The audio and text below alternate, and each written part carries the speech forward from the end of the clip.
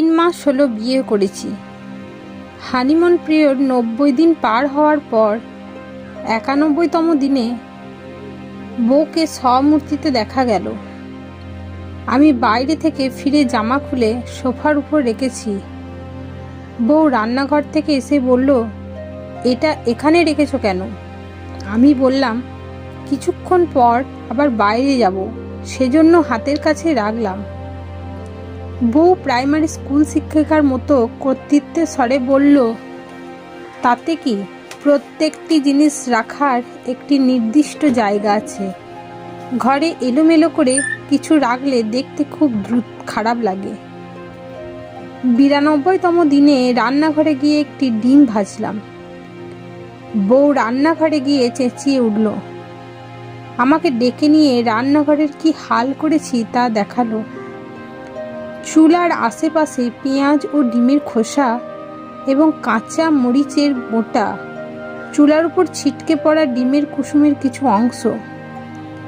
আমি বললাম, রান্না করলে তো রান্নাঘর ময়লা হবেই, দিন শেষে একেবারে পরিষ্কার করলেই তো হয়।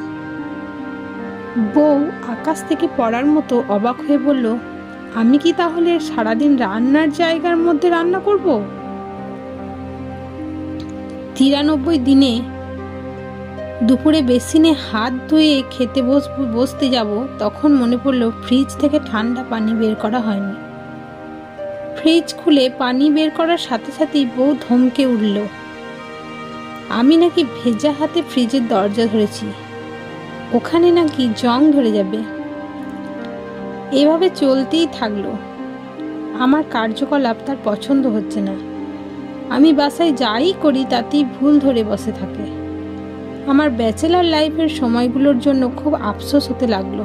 আহা, কত সুখী না ছিলাম, যা খুশি তা করতে পারতাম। খবরদারি করার কেউ ছিল না। আমার রাজ্যে আমিই ছিলাম রাজা। আমি বিনা যুদ্ধে আমার রাজ্য অন্যের হাতে তুলে দিয়ে পরাধীন হয়ে গিয়েছি। বিয়ে করা মনে হয় খুবই বোকার মতো কাজ হয়েছে।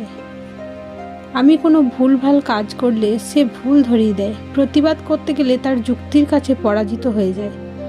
তাছাড়া তার কণ্ঠস্বরের মধ্যে এমন একটি কর্তৃত্ব পরায়ণ ভাব আছে, যাতে ইদানিং আমার কাজের সপক্ষে কোনো প্রতিবাদ করতেও যেন ভয় লাগে। অতি ভীতু লোকেও অনেক সময় সাহসী হয়ে যায়, নিজেকে বীর মনে করে। সেদিন বাজার থেকে আসার পর ঘরে ঢুকে কয়েক পা এগিয়েছি, বউ অন্য রুম থেকে এসে ধমকে উঠল। সে কিছুক্ষণ আগে ঘর মুছেছে, আমি নাকি ঘরময় হেঁটে ময়লার দাগ ফেলে দিয়েছি। তার কথা শুনে আমি আর থাকতে পারলাম না, মেজাজ খারাপ হয়ে গেল।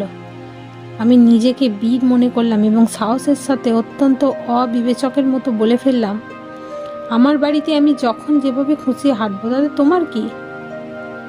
আমার এই কথা শুনে বউ কিছুক্ষণ চুপ করে ঠান্ডা চোখে আমার দিকে তাকিয়ে রইল। তারপর বিদ্যুৎ গতিতে ব্যাগ গুছিয়ে তার বাবার বাড়ি চলে গেল। মেয়েরা যখন কোথাও বেড়াতে যাওয়ার জন্য তৈরি হয়, তখন স্লো গতিতে অনন্তকাল ধরে তৈরি হতে থাকে। আর যখন রাগ করে বাবার বাড়ি যায়, তখন চিতার মতো বিদ্যুৎ গতিতে চলে যায়। বউ চলে যাওয়ার পর আমি নিজেকে ঝামেলা ও ভারমুক্ত মনে করলাম। মনে হলো আমি যেন আমার হারানো রাজ্য ফিরে পেয়েছি।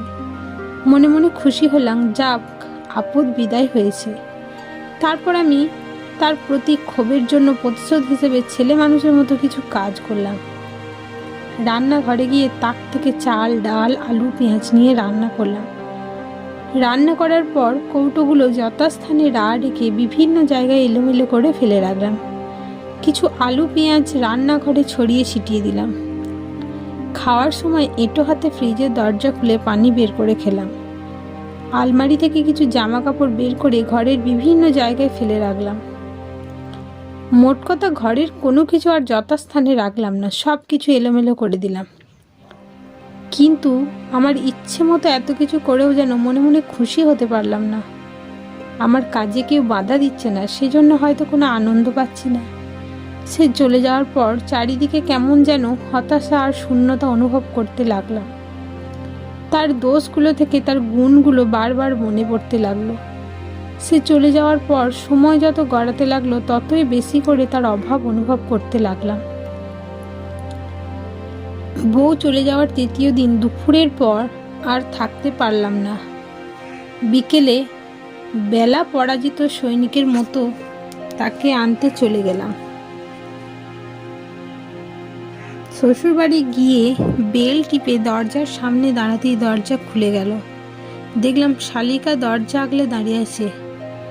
দুষ্টু হেসে আমার দিকে হাত পেতে বলল, আপ্পুর সাথে বাজি ধরেছি, আপনি 3 দিনের মধ্যে চলে আসলে আপ্পু আমাকে 500 টাকা দেবে। এখন আমার টাকা দেন। আমি বললাম, বাজি যার সাথে ধরেছ তার কাছে চাও, আমি দেব না। সে বলল, আপনার বউ খুব কিপটে, ও দেবে না, সেজন্য আপনি দিবেন। কি আর করা যাবে, জরিমানা দিতে হলো। বউকে নিয়ে বাসায় আসার পর ঘরে ঢুকি সে বিরক্তি প্রকাশ করে বলল, মাত্র 2 দিন বাড়ি ছিলাম না, তাতে কি হাল করে রেখেছ? আবার বলে আমার বাড়ি, আমি না থাকলে এ বাড়ি আর বাড়ি থাকতো না, ভাগাড়ে পরিণত হতো। তারপর সে গজর গজর করতে করতে ঘর গুছাতে লাগলো। 3 দিন বউয়ের অনুপস্থিতির কারণে ঘরে অসহ্য শূন্যতা তৈরি হয়েছিল। তার আগমনের কারণে আনন্দে তার কর্কশ ভাষার ভৎসনা আমার কাছে তখন মনে হতে লাগলো যে সে যেন আমার উদ্দেশ্যে কোনো প্রেমের কবিতা আবৃত্তি